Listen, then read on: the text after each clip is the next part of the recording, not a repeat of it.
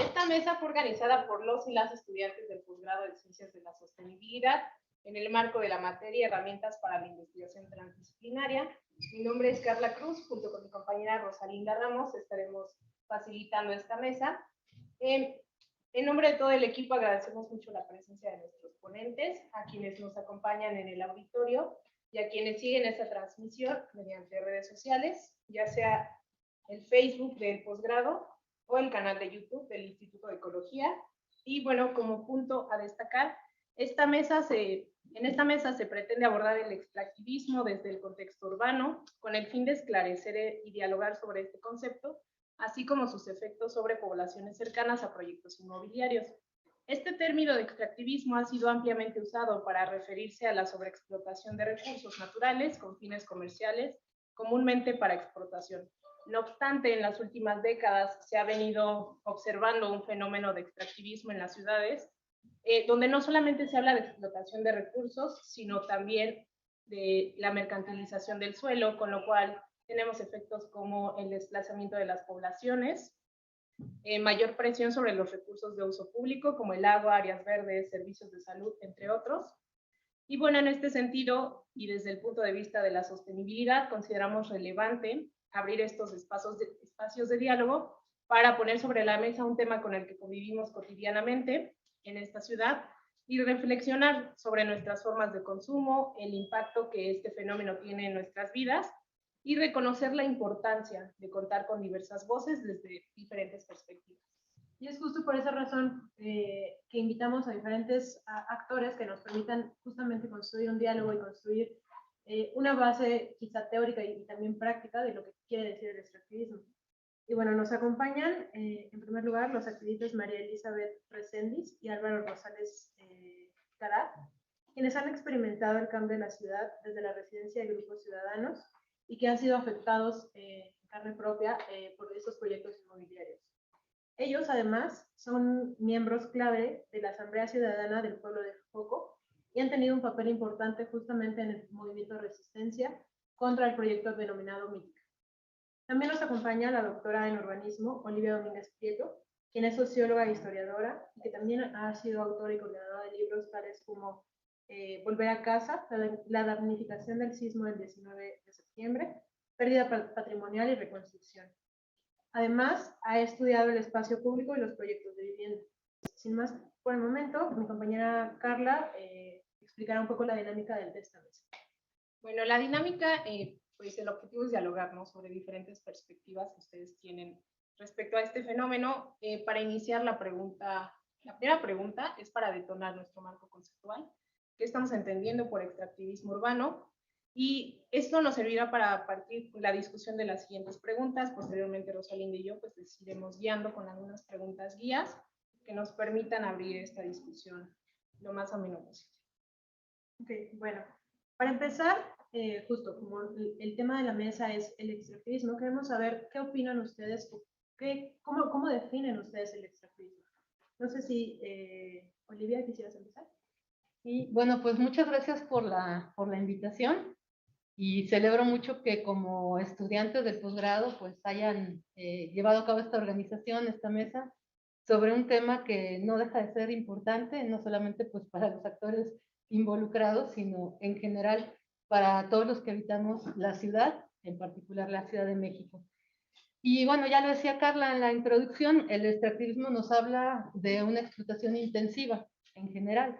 Cuando estamos hablando de extractivismo urbano, estamos hablando de una forma de producción del espacio en la cual está involucrado o vinculado el capital financiero, particularmente pues el que refiere al sector inmobiliario.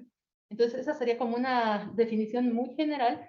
Es un proceso que ha existido desde hace muchos años, sin embargo lo que ha cambiado, por lo menos desde los años 80 para acá, tendría que ver con la forma en la que el capitalismo ha operado de manera global y en cómo entendemos también el papel del Estado y del mercado. En un principio los teóricos del neoliberalismo nos llevaban a pensar como en un Estado que se replegaba frente a la acción del mercado, ¿no? Y el mercado pues cubriendo como todos esos huecos en tanto lo que dejaba esto que llamamos estado de bienestar, entre ello la vivienda. lo que vemos es una suerte de Estado que en algún momento produjo vivienda y mucha vivienda de interés social y que de pronto pues deja que pase el mercado, pero no solo lo deja pasar, sino que coadyuva. Otorga permisos, otorga licencias, hace que esto crezca. Sabemos que hay un elemento, bueno, creo que eso va con la segunda pregunta, ¿no? Vamos a hablar del bando número 2 y todo lo que produce, sobre todo en algunas alcaldías, antes delegaciones, pero prácticamente pues nos lleva a pensar incluso en muchos problemas sobre explotación del espacio físico y con todo lo que conlleva, ¿no? También se está pensando en cuestiones ecológicas en términos de extracción de pozos de agua, y bueno, si quieren eso en un momento más lo abordamos. Okay, muchas gracias.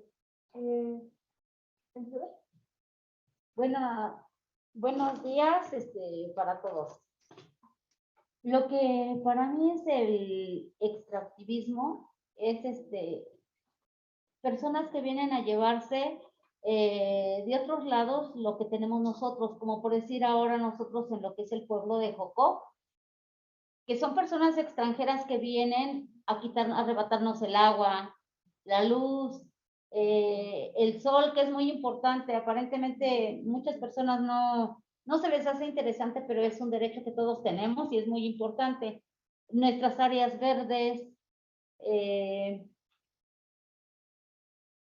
bueno, pues todo lo que tenemos en nuestro pueblo que nos han arrebatado, ¿no? Violación a todos nuestros derechos.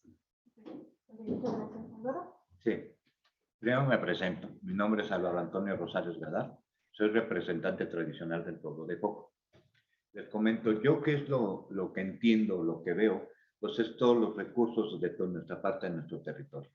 Y eso se habla en árboles, se habla en agua, se habla en todo, ¿no? Desgraciadamente, pues el gobierno ha autorizado a que todos estos recursos, porque a veces dices, pues quitaron un árbol, ¿en qué te puede servir un árbol? ¿Cómo no? En darte sombra, en que, ¿cómo se llama? Alimente todo el agua al interior. Y, ¿cómo se llama? Lo utilizan y a veces en muchas ocasiones para poner nada más puro cemento, para que se vea bonito una estatua, alguna cosa así. Y eso es lo que para mí en lo personal es lo que está afectando. Ahí muy cerca, ahí hablando un poquito del agua para que más o menos se habla, porque esto lo tienen más detectado como en minas que destruyen y todo eso, ¿no? No, nosotros lo vemos, por ejemplo, en un pozo de agua. Un pozo de agua que es muy necesario para toda la población y que se conecta para la población, pero lo utilizan exactamente en un pedazo para poder alimentar a esta empresa que se llama Música. Y todos estos permisos los otorga el gobierno central o gobierno estatal o gobierno de las alcaldías. ¿Para qué? Porque nos ven a todos nosotros, nos ven como mercancía. No para que nosotros tengamos dinero, sino de qué forma vamos nosotros a darle dinero a ellos. Es lo que yo quisiera ahorita introducir nada más. Okay, muchas gracias. ¿Pablo? Esta pregunta nos abre la oportunidad de hablar, ya lo han mencionado un poco, pero ¿cuáles son las condiciones que posibilitan que este extractivismo urbano perdure o se mantenga? Bueno, serían varios elementos, algunos de corte histórico, toda la transformación que sufre la Ciudad de México a partir de los años 50, particularmente donde muchos de sus pueblos originarios pues, son absorbidos por la mancha urbana, sobre todo los que están ubicados en alcaldías centrales. Obviamente pues están todos estos pueblos periféricos, ¿no? Los 12 pueblos de Milpalta, los 14 de Xochimilco, los de Tláhuac y algunos otros más, pero en el centro pues quedan subsumidos todos estos otros poblados que empiezan a ver transformaciones de manera muy intensiva, sobre todo a partir de los años 50, 60, 70, 80, se meten los ejes viales, por ejemplo, que terminan partiendo a muchos de estos pueblos, y cambia la configuración espacial. Ya, como decíamos, metidos ya en el capital financiero que pues a finales de los años 80 encuentra que la ciudad pues no produce, no es un espacio que produzca más que servicios y particularmente que pueda centrar su riqueza, todo el proceso de acumulación en la producción de vivienda. Entonces el Estado deja de producir vivienda y abre la puerta a las inmobiliarias. Ya lo han mencionado los compañeros, hay mucho capital extranjero metido acá, hay mucho lavado de dinero, hay mucho dinero de distinta procedencia, incluso muchos políticos que también tienen sus empresas, y esto se empieza hacia los años 2000 empieza a explotar. ¿Por qué? Porque incluso una interpretación de esto que le llaman el bando número 2, el bando número 2 tenía un propósito y terminó sirviendo hacia otra cosa, ¿no? El bando número 2 intentaba redensificar, y creo que esta palabra es bien importante que la tengamos en cuenta, redensificar el espacio urbano en las delegaciones centrales. Obviamente Cuauhtémoc con el centro histórico y algunas otras colonias importantes, Roma, Condesa y todo esto, pero sobre todo el centro histórico había, después del 85, pasado por un proceso de deterioro y también de expulsión de habitantes, y se había quedado como una zona comercial. Entonces dicen, a ver, algo está pasando en las periferias, sobre todo en estas periferias del sur. La gente se está yendo a vivir a Xochimilco, a Milpalta, se están creando muchas colonias irregulares por allá. Entonces, para evitar eso, vamos a ofrecer vivienda de interés social y popular en las delegaciones centrales, entre ellas Benito Juárez. Pero esa interpretación del bando número 2 nos lleva a que no se produce, como decíamos en este contexto, vivienda por parte del Estado. Sí hay uno que otro proyecto por ahí del INVI, pero lo que entra de lleno son las inmobiliarias. Y justamente Cuauhtémoc, con estas colonias que decíamos, Benito Juárez es una de las alcaldías pues, más afectadas en ese sentido, y que donde llegan las inmobiliarias, y bueno, meten el ojo, obviamente, pues en los grandes terrenos que hay ahí, en las casas. Muchas de estas colonias, pues eran colonias clásicas de principio del siglo XX. Era como, yo digo que siempre como esta suerte de sopilotear, un poquito en términos coloquiales, porque a mí me tocó ver mucho, yo nací y crecí en la alcaldía Benito Juárez, y me tocó ver cómo llegaban a las casas, hablaban con los hijos de las personas adultas mayores y les hacían firmar documentos para vender las casas, y al ratito que moría el familiar, pues ya estaba ahí un edificio. Los permisos, bueno, sabemos cómo se mueve el aspecto de la corrupción, y esto ha acarreado, por lo menos del 2000 para acá, pues múltiples problemas, entre ellos que la colonia, bueno, la alcaldía está enmarcada por ríos. Acá los compañeros pues están bordeados por el río Churubusco, en mi caso por el río Viaducto, que estamos como de un borde a otro, ¿no? Y lo que vemos ahí es que hay una escasez de agua, ¿no? Hay pozos naturales, de hecho, pues yo creo que al ratito esto nos lo van a comentar los compañeros, y todo eso está siendo sobreexplotado, más todos los problemas de vialidad, más todas las cuestiones urbanas que estamos viendo, pues que detonan y que no tienen freno. Una cuestión que va a hacer un parteaguas importante para la Ciudad de México de manera reciente es el sismo del 2017. ¿Qué pasa con el sismo del 2017? Que el Estado pues no se desentiende de la reconstrucción, a pesar de que se reciben donaciones nacionales e internacionales. Tan solo en Benito Juárez colapsan 11 edificios y hay más de 400 edificios afectados desde esa época. Y la acción que emprende el Estado en su plan de reconstrucción, la primera versión y la segunda, es decir, pues esto lo tienen que reconstruir ellos, tienen que pedir créditos, o bien les vamos a dar una oferta. La oferta es que se redensifique el espacio al 30%. Entonces, imagínense ustedes un edificio de 8 niveles donde de repente pues quieran poner, y además sin hacer ningún estudio, y donde el suelo soporte esa construcción. Entonces, la especulación inmobiliaria pues sigue siendo un problema muy grande, y en lugar de ser mitigada a partir del sismo, y sabemos que estamos sobre una zona sísmica muy importante, no se detiene con nada, porque la cuestión del capital pues sigue rigiendo, y va arriba de la población, y va arriba de las leyes, y va arriba de todo. Elizabeth, o Álvaro, cualquiera de los dos, ustedes también desde una postura más social, ¿cuáles consideran que son estas condiciones, adicional a lo que ya nos comentó Lidia?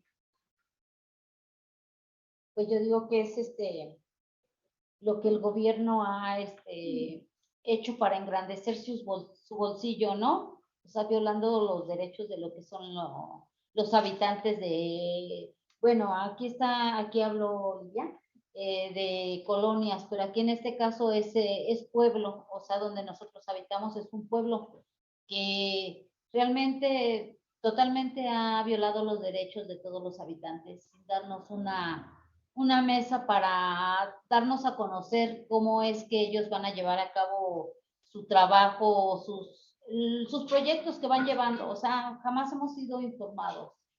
Entonces, más que nada es el gobierno y las instancias, la corrupción que habita en ellas, ¿no? ¿Te gusta? Me Sí, gustaría adelante. comentar. Rápidamente, se los pongo un ejemplo muy sencillo, ¿no? Pues algo, hablábamos ahorita de temblor, se los voy a tocar, porque sí estamos en un lugar sísmico, ¿no? Pero además, en lo que están extrayendo del agua, hablan mucho de los microsismos por estos asentamientos que tiene pues, la Ciudad de México, ¿cómo se llama? Por sacar tanta agua, ¿no? Nosotros ahí en lo que te puedo comentar de poco directamente, pues imagínate de repente llega un edificio, no nada más es Mítica, los City Tower, los Sofano Par y todos estos edificios grandes, que hacen todo ¿cómo se llama? Una barrera para ¿cómo se llama? Hacer sus cimientos y que no se venda la tierra. Que les llaman el muro mural, Milán, perdón, el muro Milán. Ese muro Milán es para que no se vaya, nuestras casas no se vayan no se vayan hacia donde está la producción, que es un peso enorme, ¿no? Pues rápidamente, pues en nuestras casas estamos acostumbrados a tener un pisito muy chiquito, unas basecitas muy chiquitas, obviamente con estas cosas que ponen, sacan toda la tierra, pues ya queda débil y lógicamente ya cualquier movimiento, pues todo ese acomodamiento que hubo de tierra que nada más pusieron en ellos para que no se viniera, nos fuéramos hacia ellos, pues rápidamente nosotros podemos sufrir esa situación, ¿no? Independientemente de todo lo que está pasando del agua. Yo quería tocar un tema que para mí se me hace muy importante, porque se habla mucho de la gentrificación, se habla muchísimo de la gentrificación, de qué es lo que pasa. ¿Qué es lo que ha pasado en Joco? En Joco rápidamente les comento, de pueblo, primero la opción como colonia para no tener los mismos derechos como un pueblo. Lo segundo que hacen, y estos son distintos gobiernos, no nada más hablamos de un partido político, sino de todos los que están. ¿Qué es lo que hacen? Primero, cambiarlo para quitar los derechos que tenemos como pueblo. Lo segundo que hacen es ponernos una barrera de edificios para que no tenga visibilidad, que la gente no nos pueda ver. Y tercera, ¿qué es lo que hacen? Pues empezar a subirnos impuestos, a quitarnos la luz, a quitarnos el agua, porque los que vivimos ahí pues ya padecemos de agua. Es una realidad, ¿eh? No es que yo les esté diciendo ya no hay agua, no. Ya no tenemos agua en tu casa, de lo que comentaba aquí mi compañera, decía que había pozos, sí, en tu casa, escarbabas 3 metros y teníamos un pozo.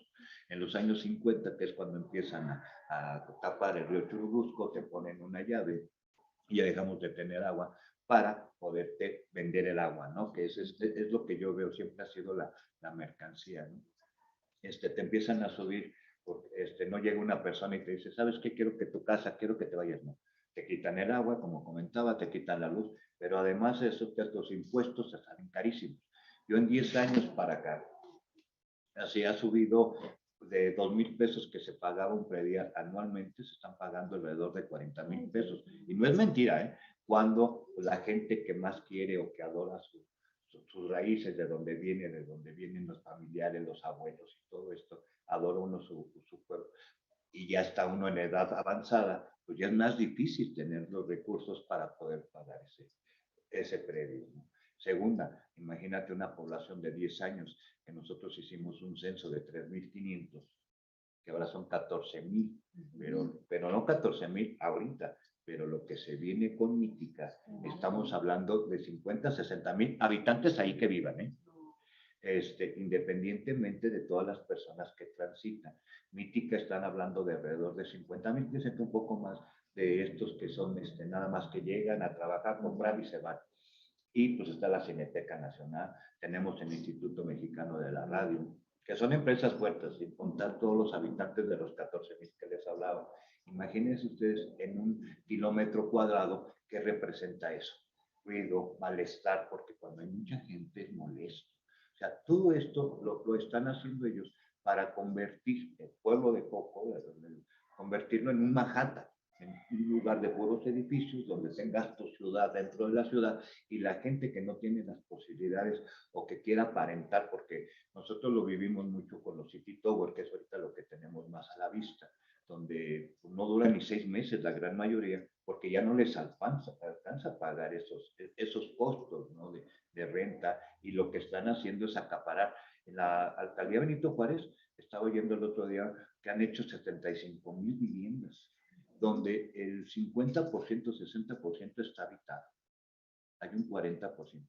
Y los permisos que decían que decía de la vivienda, que para ¿cómo se llama? Para toda la sociedad, no es cierto. Dicen que van a ser para la gente que no va a pagar, pero ¿quién va a poder pagar 30,000 pesos, 14,000 pesos de renta? Ya no hablemos de los millones de pesos que cuesta una casa. Entonces, eso es lo que han utilizado y eso es lo que hemos estado viendo mucho y poco, principalmente la gentrificación. Y esto, no, la verdad es que, ¿cómo se llama? Si las autoridades nos dejan de ver como mercancía, porque ven mercancía a uno, tú vete, mira, te doy una lanita, vete por allá, hay gente que se deja vender por sus necesidades, porque a veces, ahora que no tenemos agua, pues de repente sacan su firmita por un tinaco que cuesta alrededor de 3,000 pesos, 2,000 pesos, y cuando el predio te lo están subiendo, es lo que ya vas a pagar mensualmente, ¿no? Entonces, desgraciadamente es un poquito lo que hay que tomar para no tomar mucho la palabra, ¿no? Quisiera aprovechar este espacio, ya que han tocado algunos temas interesantes. Elizabeth, me gustaría conocer desde tu perspectiva, ¿cómo afecta este extractivismo urbano la percepción y pertenencia social de los espacios? Pues afecta demasiado. Nos afecta como, sí me dijiste cómo afecta, Sí. ¿verdad? Nos afecta como por decir, el agua que ahorita no la tenemos, ¿cómo vamos a hacer lo que son nuestros quehaceres domésticos, ¿no? Como ama de casa. Lo que es el uso de suelo, los malos olores que llegan hasta, no solamente en la calle, también adentro de lo que son las casas. Es un olor muy, muy feo el que ha llegado desde que empezó la constructora de México.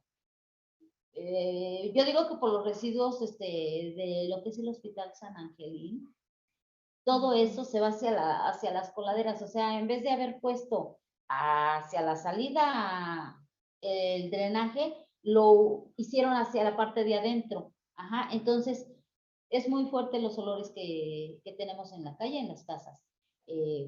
Pues también lo que es la movilidad, los trabajadores, o sea, tú caminas, ya no puedes salir tantito a la calle porque los ves orinándose a un lado de las casas, ahí en plena luz del día, los ves tomando, los ves drogándose. Mucha gente viene de provincia, entonces ha incrementado lo que es la delincuencia porque a veces te arrebatan el celular, a diferente horario del día te abren los carros, se llevan las piezas, o sea, nos ha afectado demasiado, demasiado. Pues también nuestras costumbres, más que nada, que es para mí lo que es la costumbre del pueblo, se me hace muy importante porque, o sea, lo que eran las fiestas del pueblo, eran unas fiestas a donde está uno acostumbrado a los toritos, a lo que son los cohetes, a lo que es alrededor de todo lo que es el pueblo, transitar con lo que es los santos, las imágenes. Entonces, de ahora que llegó la construcción, pues prácticamente todo eso se va a acabar, ¿sí? O sea, es un lugar muy rico en historia, pero, o sea, a nadie le ha interesado, ni al gobierno, ni a nadie, o sea, ha pasado por encima de todos nuestros derechos. Sí, esa es una de las cosas. Y de alguna manera, estos impactos, ¿cómo están haciendo algo las personas que viven ahí? ¿Cómo se están organizando? ¿Cuál es esa reacción, digamos, esa resistencia que están llevando a cabo? Bueno, esa resistencia pues la estamos llevando porque realmente, aunque uno quiera hacer caso omiso, sí nos está afectando demasiado. Y no solamente a nosotros, sino a los mismos que van llegando. Entonces, realmente en la resistencia vamos a continuar mientras tengamos ahora sí que vida, ¿no? Seguir pues luchando por lo que es el pueblo. De hecho, nosotros Antes luchábamos físicamente, o sea, nos imponíamos ante las autoridades que llegaban o los mismos de la construcción. Muchos de lo que es la lucha fueron golpeados, mujeres, hombres, aunque sean de la tercera edad, el gobierno no le ha importado, no le ha interesado, la alcaldía, lo que son los mismos de la alcaldía, de lo que es el alcalde, los allegados, han pisoteado a la gente, o sea, le dan más derecho a lo que es la constructora, que ni mexicanos son que vienen de fuera a los mismos habitantes del pueblo. Entonces, sí ha sido muy fuerte la lucha y esperamos seguir en ella. Estamos en lo que son todavía los juicios. Todavía no se ha dicho si se han ganado, si hemos ganado nosotros o han ganado ellos. Entonces, nosotros vamos a seguir en la lucha y llegar hasta donde tengamos que llegar. Bueno, primero, perdón, que interrumpa tantito. Lo que ella comentaba cuando habla de los orígenes y todo esto, son de todos los trabajadores. Imagínense un mundo de trabajadores, unos 10,000 personas, 5,000 personas, 3,000 personas, para trabajar ahí. Lógicamente trabajan ellos porque por lo regular viven en provincia, entonces hay mucha gente que se queda hasta en los mismos lugares donde están construyendo. Imagínense esa magnitud de gente que no, ¿cómo se llama? Que no, hay 3 bañitos o 2 bañitos que ponen allá afuera. Imagínate para esa gente que tenga que hacer sus necesidades, tiene que buscar. La segunda, pues trabajan, no pueden irse, no pueden irse el sábado para ir a su casa, porque bueno, los que ven cerca pues tienen la posibilidad de trasladarse, pero la gente que vive lejos tiene que quedarse. Entonces queda ahí, entonces ahí aprovecha para tomar. ¿Dónde toma? Pues afuera, en la calle, y desgraciadamente las autoridades, estas constructoras y principalmente Fibra 1, tienen mucha protección por parte de las autoridades. ¿Qué pasa con lo de las autoridades? Pues que los deja hacer sus necesidades, que abren la calle sin avisar, que hacen muchísimas cosas. Y esto ella lo que comentaba era sobre esa situación de los trabajadores que están ahí. ¿En qué nos ha afectado de lo que hablaba de la delincuencia? Pues es lógico y normal. Imagínese usted, a usted lo quieren correr o quieren tomar una calle, que fue la toma de la calle de Verne Moyurazgo. ¿Qué fue lo primero que hicieron? Primero derribaron todos los árboles. Después de ahí, quitaron todas las luces, que fuera oscuro, que fuera peligroso, porque si alguno de ustedes ha salido del metro Coyoacán a la Cineteca, se recordarán que estaba todo apagado, que era luz. Entonces dicen, no, pues está descuidado. ¿Qué es lo que pasa? Había unos árboles que puso Vancomer en ese tiempo para que no se pusieran vendedores ambulantes. Entonces ahí todos los rateros se escondían.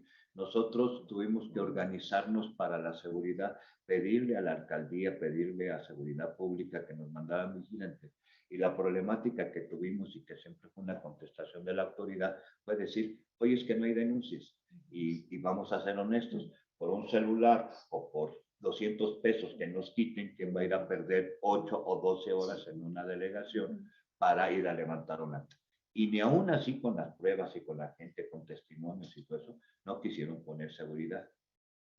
Y van utilizando esta forma de que los trabajadores se emborrachen, que tú te sientas incómodo en ir ahí, que diga la autoridad o que diga el gobierno, diga la alcaldía, sabes que hoy les voy a dar seguridad. Esta calle está muy peligrosa, la voy a tomar y le voy a poner lamparitas, le voy a poner esto, cuando a nosotros nos afecta.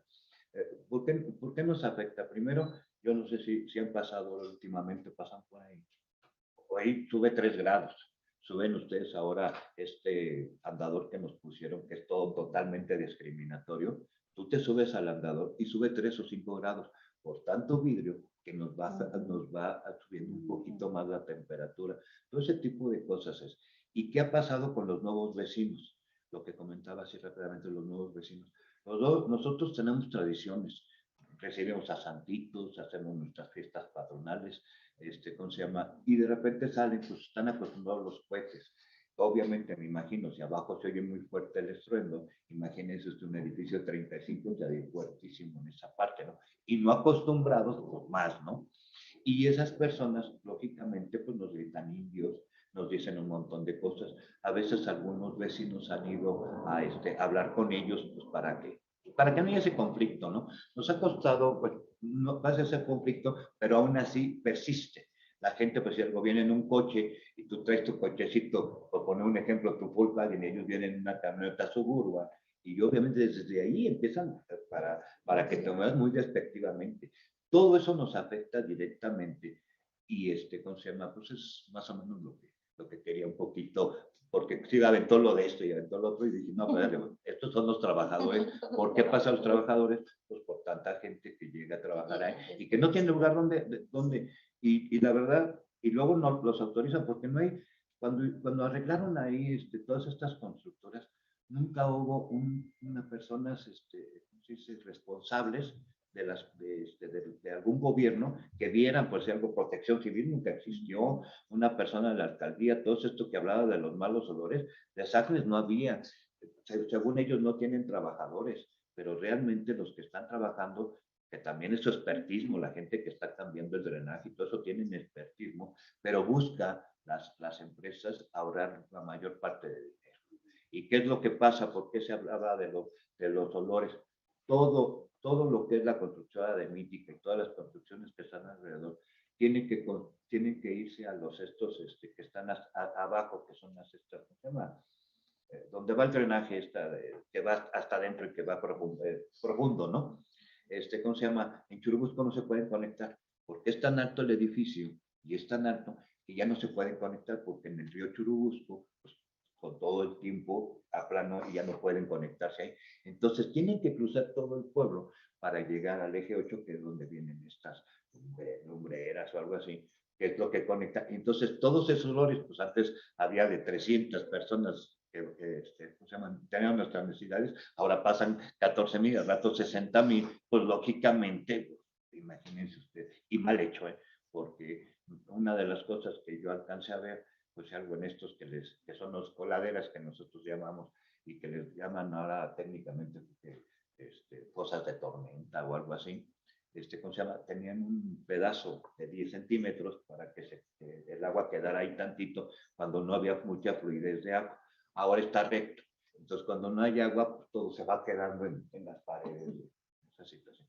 No, de verdad es horrible lo que se está viviendo en Coco. Es horrible. Y otra de las cosas, o sea, sí, en efecto, como decimos de la delincuencia, sí se le ha hecho un llamado a las autoridades, pero no han llegado para nosotros, pero sí han llegado para proteger a la empresa. ¿De quién? De nosotros mismos, que somos los habitantes del pueblo, ¿sí? O sea, nosotros, si están haciendo un agujero, están dejando algo mal en lo que es por el paso donde uno va, no te puedes ni acercar ni a decirles nada porque la patrulla está ahí resguardando a la empresa. Sí, en vez de a nosotros, que somos los que pagamos nuestros derechos, es a la empresa.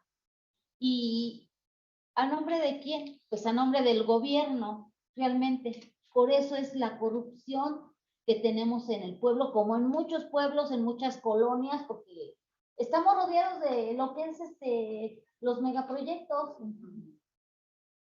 Sí. Olivia, ¿te gustaría ahondar un poco en esto?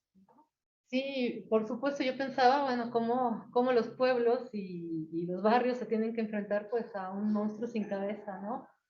El capital es el que está moldeando la ciudad desde hace ya varias décadas y lo que vemos ahora pues es solo esa obtención de grandes plusvalías al poner, al darle esa forma de mercancía al territorio, el territorio que está entendido como esas áreas verdes, los pueblos originarios, el patrimonio en general, y cómo todo eso se vuelve de pronto pues solamente eso, ¿no? Una mercancía al mejor postor.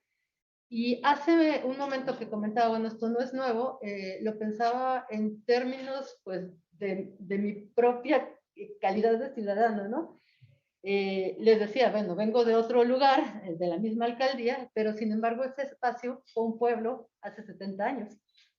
Ajá, se llamaba La Piedad, Ahuehuetlán. Y La Piedad, Ahuehuetlán, pues tenía como todo su pasado prehispánico, colonial.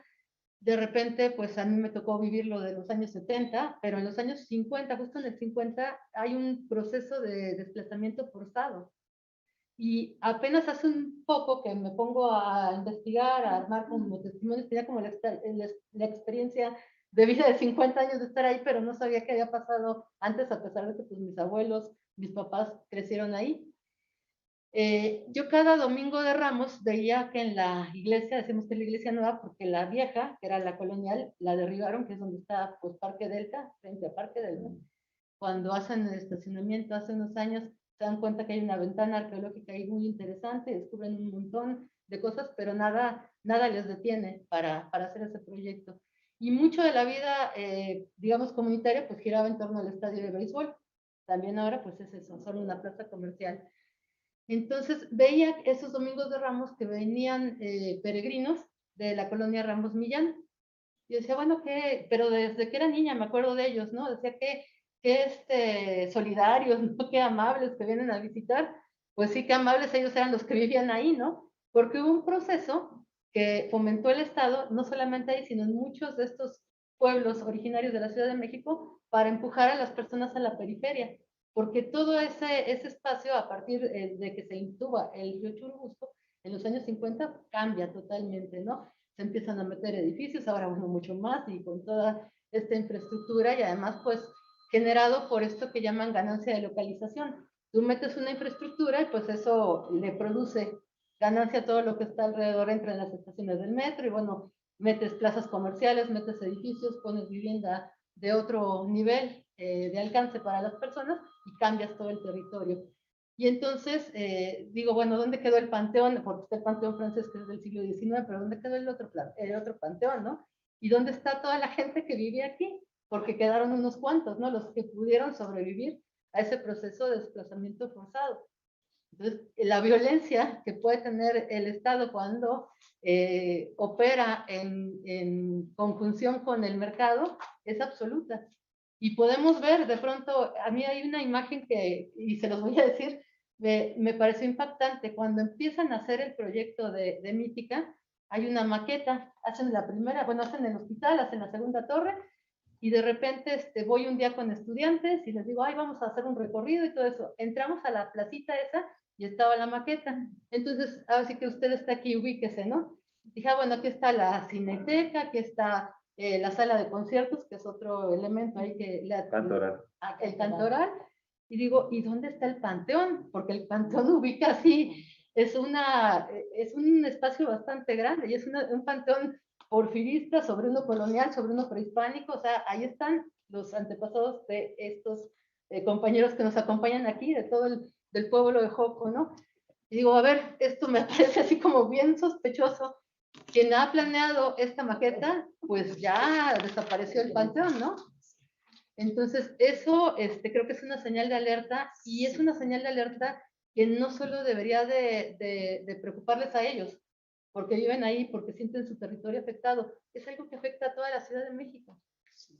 No lo queremos ver. Mucha gente dice, porque además está la promesa esa falsa del capital, va a haber fuentes de empleo, ya sabemos que son fuentes de empleo mal pagado, temporal, con todas estas precariedades que ya conocemos, ¿no? Entonces, eso es lo peligroso del capital. Y además, bueno, podemos hablar de cuestiones, como decíamos, de factores de riesgo, ¿no? ¿Quién hizo un estudio? Porque la autorización que hace Dubi para construir las torres es así como de la noche a la mañana. Hicieron un estudio de impacto ambiental, analizaron la calidad del terreno, todo esto lleva tiempo. Y de repente, pues ya vemos que están ahí las excavadoras y empieza a surgir de las entrañas el monstruo o los monstruos aquellos, ¿no? Y ese proceso se va a repetir y se está repitiendo en otras partes de la ciudad. Entonces, y sabemos que parecen luchas aisladas, ¿no? Están los compañeros del Estadio Azteca por ahí, están los pueblos del sur, todo esto cuando se construyó la supervía, está Xochimilco. Entonces, pues creo que sí es una llamada de atención para todos, hasta para los que dicen no sentirse afectados, porque creo que en México tenemos mucho eso, ¿no? A mí no me afecta, no pasa nada, si cuando empiece a faltarles el agua y otras cosas más, pues vamos a ver si no les afecta, ¿no? Bueno, de hecho, como lo está mencionando aquí la compañera, el propósito del gobierno es desaparecer los panteones de los pueblos y de los barrios. Entonces, sí, en efecto, es lo que ellos pretenden, hacer desaparecido el panteón, diciendo que no le pertenece al pueblo de Joco. Es que esto es rápido, les comento rápidamente. Nosotros como pueblo tenemos una secretaría que defiende a los pueblos indígenas. Y es la misma secretaría la que desconoce exactamente lo de los pueblos. Nosotros tenemos un problema en el pueblo de Joco. Nosotros, independientemente de que dice la Constitución que uno que se reconozca vive en un pueblo, con eso nada más que suficiente. Igual cuando uno se identifica que es un indígena, se supone que en la Constitución dice que uno es indígena. Bueno, pues eso no les importa lo que dice la Constitución. Bueno, se viene otro segundo paso. Hubo un registro de algunos pueblos. Joco está reconocido en la Gaceta Oficial del 17 de abril, donde es pueblo originario, donde lo tenemos reconocido como pueblo originario. Pero ¿qué hace esta secretaría, la CEPI? ¿Qué hace la CEPI? La CEPI dice, ay, pues el pueblo de Joco ya no existe. ¿Ya? Son unas 2, 3 vivienditas, desaparece en el panteón, que es uno de los planes que decía ella, seguramente lo tienen planeado desaparecer el panteón para hacer alguna construcción ahí. Pero desgraciadamente todo esto va maquinado por parte del gobierno, porque hablábamos de Mítica, pero Mítica cuando se empezó iban a ser viviendas. Lo primero que dijeron fueron sean viviendas. Después dijeron que cuando ya los agarraron con la de la poda de árboles, sacaron una frase, no, pues es que estamos en el programa en el cero.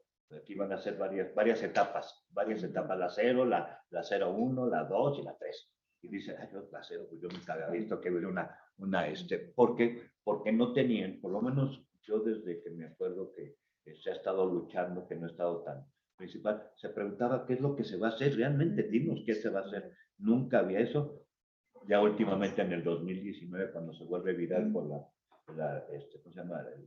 El destrozo que hicieron con los árboles que hay de Real de Mayorazgo, porque además se hablan de 108 árboles, pero fueron mucho más, porque muchos árboles los sacaron con todo y los famosos tocones, que es la raíz de los árboles, pues ya no había forma de cómo demostrar. Yo estuve, porque todo esto fue desde el día 2 de mayo que empezaron a hacerlo, y hasta el día 4 se vuelve viral.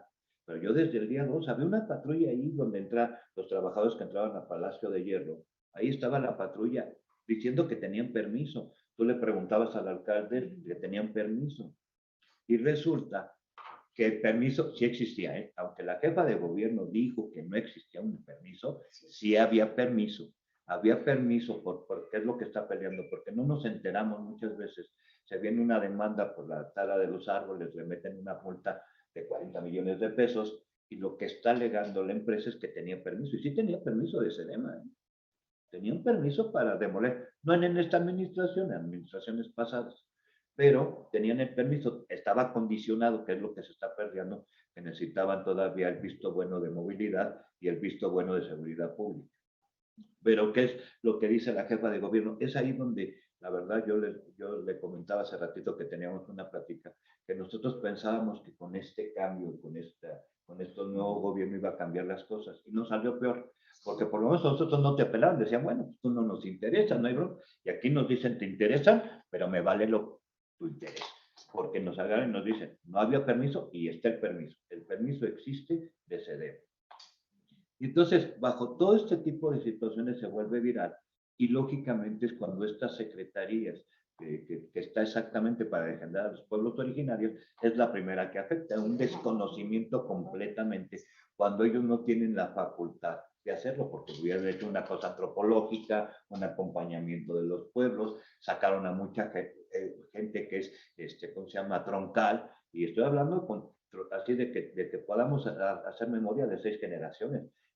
Nuestra aldea teotihuacana que quitaron ahí al ladito de Centro Bancomer cuando hicieron la excavación, pues tenemos más de 1200 años viviendo ahí. Y esta lucha ha estado más de 500 años, ha sido lucha tras lucha tras lucha. Lo que comentaba, tenemos juicios, y no es de que se haya ganado o no se haya perdido. El problema es que lo alargan. Todavía yo no tengo mi primera audiencia. Se han hecho juicios. En este juicio se han hecho juicios chiquitos. Y desgraciadamente todas las autoridades se utilizan para afectar o para darle la razón. No puede estar estos permisos o estas nuevas leyes administrativas arriba de la Constitución. Y esa ha sido la problemática. Y un día me preguntaban en muchas ocasiones, dice, bueno, y ¿Tú qué crees que falta, Diego? La verdad es que me hubiera faltado estudiar y aprender. ¿Qué es aprender? Que la ley dice, no debo de hacer esto, pero lo hacen. Debo de proteger a los más necesitados y es a los que más afectan. Y dicen, no vamos a, hoy te decimos, es que esto no nos interesa, perdónenme, tarde o temprano van a tener familia o van a querer independizarse, sino que muchos lo tienen. Hoy, ¿qué es lo que está pasando por ustedes que tienen que rentar ahora las casas estas que comparten, ¿no? Lo que compran, cada vez es más caro. Al ratito no van a poder pagar y van a tener que invertir 2 horas o 3 horas para irse a las lejanías de la ciudad, a las orillas de la ciudad o al Estado de México para poder vivir y aunque tengan que buscar el trabajo de este lado. Eso lo están afectando y si no lo quieren ver ahorita, perdónenme, yo les puedo asegurar que muchos lo están viviendo con la familia. Las rentas están, en serio, váyanse a dar una vueltecita a los nuevos edificios y tienen el 50% habitado. Pero, ¿qué es lo que hacen con ustedes? Que a lo mejor no tienen para pagar esos 10,000 pesos, por poner un ejemplo, que tendrían 5,000, ¿por qué no buscar la forma? Y hoy están hablando de esta planeación que hicieron de esto que están haciendo ahora para las nuevas constructoras. Dicen que todavía Benito Juárez requiere porque necesitan hacer otras viviendas. No puede ser posible cuando de 75,000 viviendas que hicieron nuevas, el 50 o póngale el 40% no están habitadas, quieren hacer todavía más, pero lo están haciendo para especular y para que ustedes les cueste más caro. Porque es lo que hacen con eso, es especular, para que en vez de que pagues 2,000 pesos de renta, pagues hoy 4,000. Y aunque lo tengan ahí suelto, porque hoy ya todas las empresas son estas constructoras están en la bolsa de valores, ahora ya no necesitan vender para tener ganancias. Entonces, eso es pues, prácticamente, no sé si me puede dar a entender. Sí, y ahora, correcto que la verdad nos afecta a todos, aunque no estemos en el lugar de los hechos, o sea, en los pueblos o en los barrios a donde han sido afectados. ¿Por qué? Porque la jefa de gobierno trae muchos proyectos que si no los aplican en Joco, los van a aplicar en la colonia Nápoles, en Gabriel Mancera, en los alrededores, pero ella no va a dejar sus proyectos fuera. Entonces, ahorita somos nosotros, el pueblo de Joco. Mañana es Magdalena Contreras, los de Aztecas, los de Xochimilco, Nápoles, Roma, Cuauhtémoc. O sea, vamos a estar en la misma situación todos. Nada más que ellos van por pauta y de repente van a dejar venir todo así de a golpe. Yo me imagino que por eso es la falta de agua, porque empiezan ellos a hacer sus conexiones, porque a veces uno no lo permite como pueblo o como colonia. Entonces ellos se van a previniendo y empiezan a atacar, para que en el momento que ellos planten su proyecto, ya esté lo del agua ahí hecho, me imagino. Y un poco ante este panorama y ante esta situación que ustedes mencionan, ¿no? Que no es solo que los esté afectando a ustedes, que no es solo que los esté afectando a diversas comunidades aisladamente, ¿no? Sino que es todo un problema de nivel estructural, ¿no? ¿Cómo llegamos o cuáles son las alternativas que podemos construir todos desde cada uno de nuestros sectores para justamente hacer frente a estos movimientos? Yo diría que primero garantizar, porque hoy yo creo que el año pasado todos padecimos agua. Nos dijeron que muchas alcaldías no tuvieron agua. A uno nos toca más directo, pero a todos nos faltó ya agua. Tuvimos que guardar, tuvimos que racionarnos, tuvimos que hacer. Pero yo creo que antes de cualquier otra cosa, primero tienen que garantizar. Garantizar el sol, porque dicen que no afecta como no. Yo, ahora que se viene invierno en su casa, ya la torre mítica se convierte en un tapón para que ya no tengas sol y se ve perfectamente. Yo no le saqué fotografía, pero en este año voy a sacarle la fotografía exactamente qué es lo que afecta. ¿Y qué es lo que afecta? Pues rápidamente la temperatura. Tus casas se vuelven más frías, tú ya tenías acondicionada tu casa para vivir muchos años así y ahora con esto de mítica pues ya tiene que ser otro tipo de condición porque ahí está. Segunda, el aire. El aire dice, no, ¿cómo no? Hay ráfagas de aire gracias a estas edificaciones. Hay muchas ráfagas de aire que de repente tú pasas y hasta de por sí despeinado, te despeinas todavía, te despeinas un poco más. sea, son cosas que parece que no se sienten, pero realmente está pasando. La Casa Fría, el aire, muchas cosas que están pasando, independientemente de todo lo que fue la construcción. Porque imagínese usted, tenemos 16 años en lucha, 16 años que están levantando siempre tierra, y todo está llegando a tus pulmones, está llegando a tu ropa, está llegando a todas tus cosas. El mantenimiento tiene que ser mayor. Son muchísimas cosas las que están sucediendo y estamos padeciendo. Pero yo creo que lo primero que tenemos que pedirle a las autoridades que nos garanticen. Que no puede haber una construcción más y ya no hay agua de garantía. ¿De qué sirve que vivamos 10 gentes más si nada más hay para agua para sí? Yo creo que primero tiene que ser. Y la segunda, lo que nosotros hemos hecho, que se me olvidó, la organización. ¿Qué fue lo que hicimos nosotros? Primero, pues saber dónde estamos metidos, ¿no?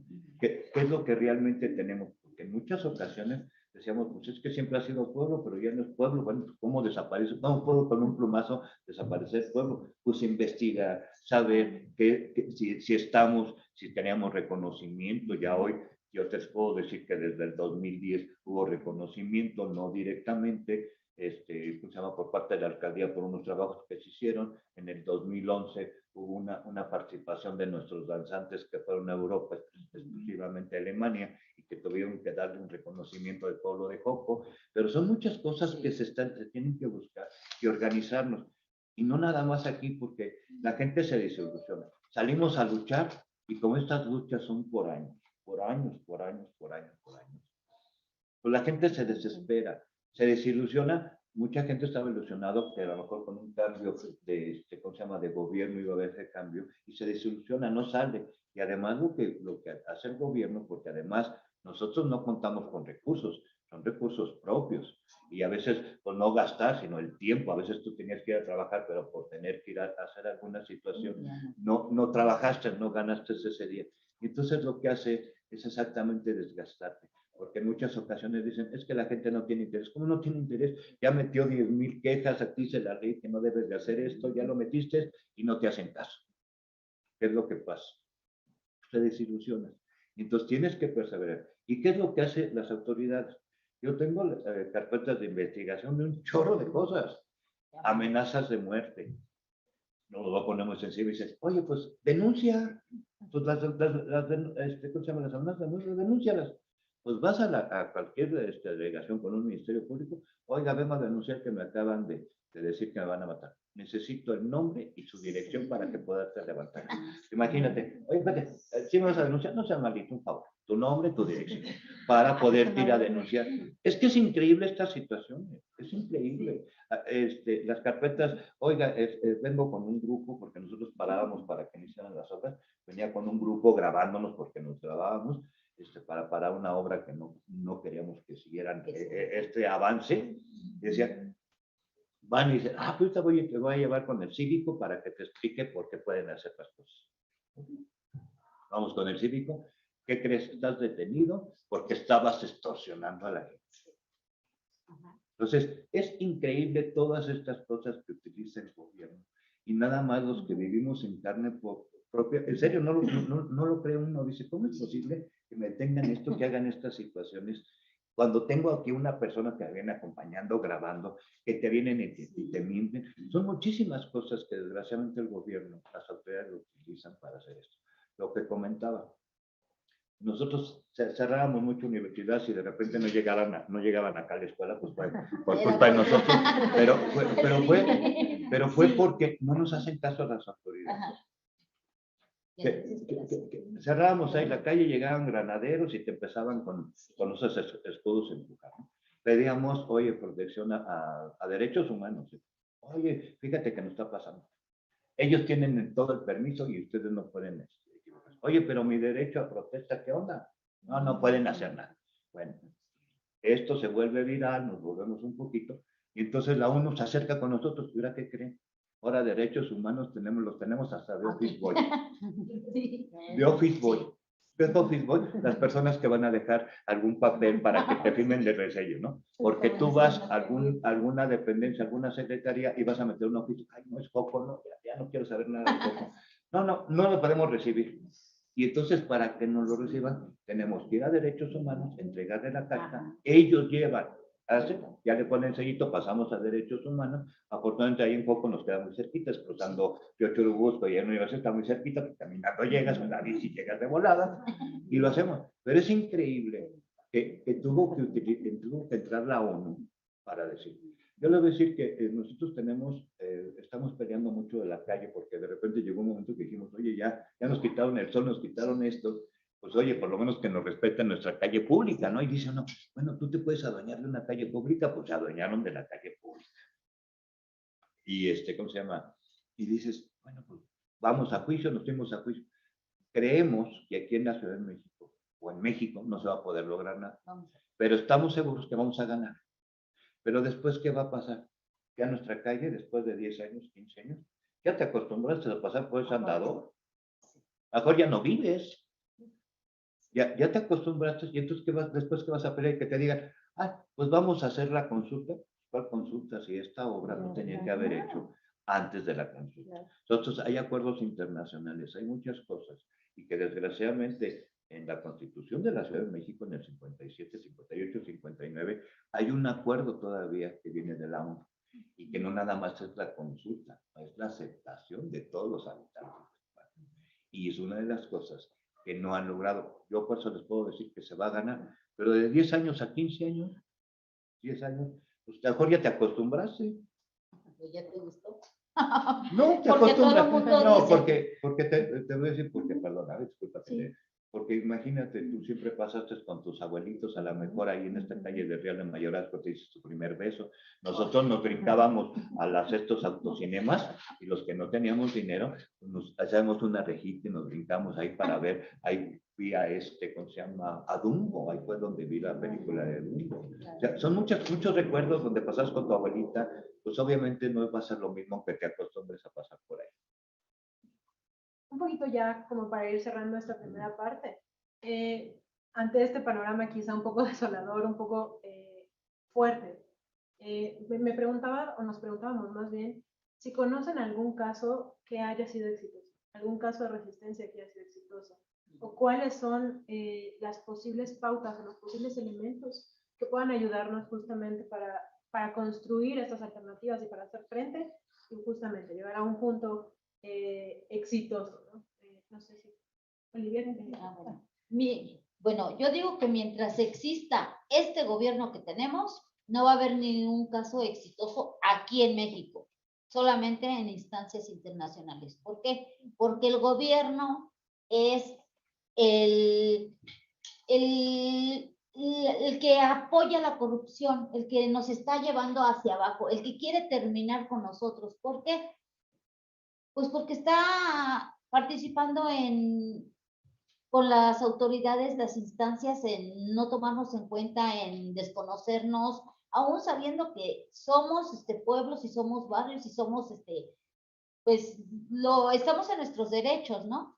Eso es lo que yo pienso. No sé. Bueno, yo pienso que totalmente exitoso, no, que bueno, son procesos muy largos y se puede hablar de victorias parciales, ¿no?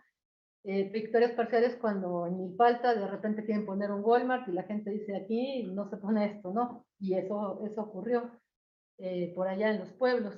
Y bueno, yo pensaría en algo que tuve muy de cerca, que fue la lucha damnificada. Simplemente en un contexto en el que el Estado pues se resistía a la reconstrucción por fondo público, el que se haya logrado una parte de esa reconstrucción, pues ya es un logro, ¿no? Así que es un logro, estoy siendo como muy reiterativa, pero bueno, aunque faltan, después de 5 años, pues nos damos cuenta que no se ha, pese a las cifras que pueda dar el gobierno de la Ciudad de México, no se ha reconstruido ni el 30% de lo que se tendría que reconstruir. Entonces, bueno, son victorias parciales, pero pues eso regresa un poquito la esperanza, ¿no?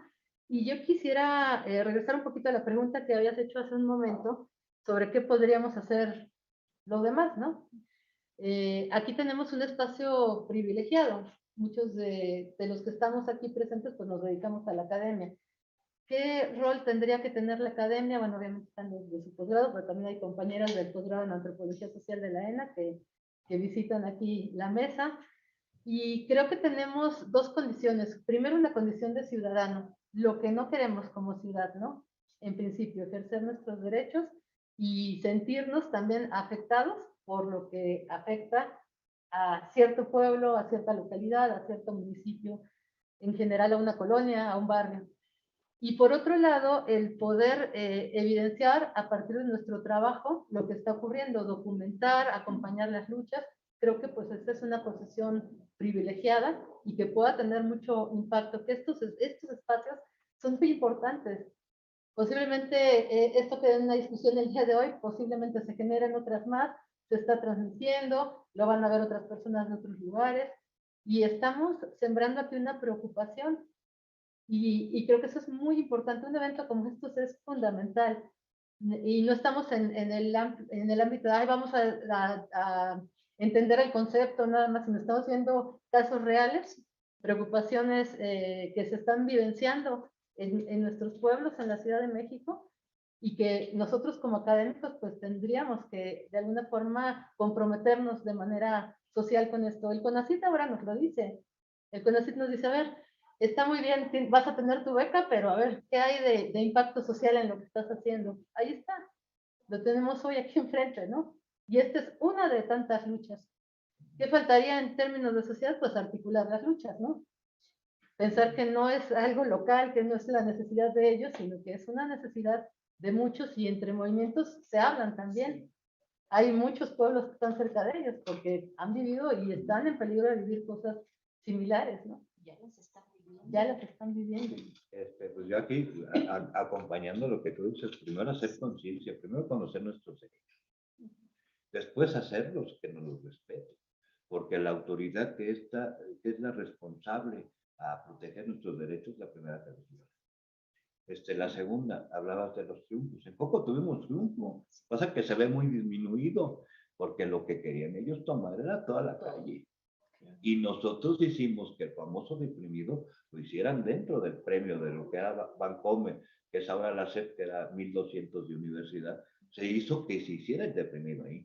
Pero toda esta parte donde viste en las maquetas, en la maqueta era toda la calle de Real de Mayorazgo, y toda la parte de abajo eran puros negocios. Toda la parte de cafés, venta de mucho negocio era aparte. Tuvimos ese triunfo, obviamente no se ve, porque obviamente lo que nos afecta directamente, pues que ya no podemos pasar libremente a tu casa, ¿no? O sea, esa es la verdad. Pero triunfos se ha habido. De prueba son muy chiquitos, y yo creo que lo importante es estar aquí en estos lugares. Porque además, pues hoy la juventud de ustedes, la verdad, traen otra idea en no tirar basura, cuidar los árboles. Hay muchas cosas, pero todavía nos falta un poquito más.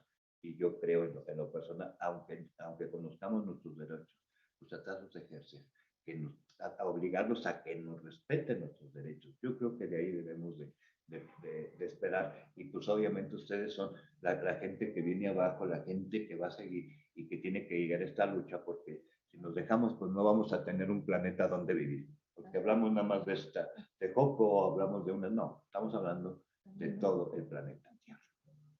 Son muy valiosas todas sus contribuciones a esta mesa. El objetivo precisamente es buscar estos nuevos encuentros, que si de aquí se dan nuevas oportunidades, pues abrir los nuevos espacios. Y justo con esta idea es que concluimos la mesa, con esta idea de qué ciudad queremos y también qué ciudad no queremos, ¿no? Y que de alguna manera se mencionó que hay diferentes actores, diferentes sectores que están interviniendo justamente en que estos proyectos se lleven a cabo. Hay otros actores que están resistiendo ante estos proyectos, ¿no? Y entonces, como conclusión, justamente damos como este panorama de quiénes están interviniendo, cómo son las relaciones. Y aunque parezca, como mencionaron en varios momentos de la mesa, que parezca un panorama muy oscuro, creo que también resistir y también mantenerse de pie y mantenerse unidos y acercarse como a estos movimientos cada uno desde nuestra trinchera, creo que es el punto fundamental para justo resistir y hacer frente a estos megaproyectos que no solo atentan con nuestra seguridad, ¿no? Sino también con nuestra salud, nuestro medio ambiente y nuestra vida en general, ¿no? Entonces, creo que una invitación justo de esta mesa es a dialogar, ¿no? De repente hay posturas un poco más, pues un poco más radicales, un poco más fuertes por lo que se ha vivido, por los procesos que se han pues experimentado desde diferentes aspectos, ¿no? De diferentes áreas de la sociedad. Pero creo que el punto importante es llegar a ese diálogo, ¿no? Llegar a ese punto en el que podamos conciliar ciertas cosas. Y hay una estructura enorme que tenemos que de alguna manera cuestionar y proponer alternativas, ¿no? Entonces nos quedamos con esta idea de, a pesar de un panorama oscuro, creemos que hay alternativas y creemos que una de las alternativas son justamente estos puntos de diálogo, ¿no? Estos momentos en los que podemos justamente visibilizar la situación y proponer nuevas alternativas y darnos cuenta quizá como un balde de agua de que también tenemos que participar. Entonces, esa sería nuestra conclusión y les agradecemos mucho su participación. No, También, ustedes. Gracias. también a la Gracias a participación del público y pues de todos los que nos acompañaron en las diversas plataformas. Muchas gracias. Sí. Muchas Y gracias. piensen no en el lugar donde pueden vivir, está tan oscuro, dónde podemos vivir o hasta dónde podemos vivir. Véanlo desde esa expectativa y después llegamos al segundo paso, donde queremos vivir. Porque ahorita, en este momento, el panorama que se ve de verdad es difícil. Se comentan en ejemplos muy sencillos, pero es verdad, no vivimos sin agua, vivimos. Entonces, ahorita, ¿qué es lo que tenemos para vivir? Y después ver qué es lo que queremos vivir. Es lo que yo nada más. Muchísimas gracias. Muy bien. No, ustedes.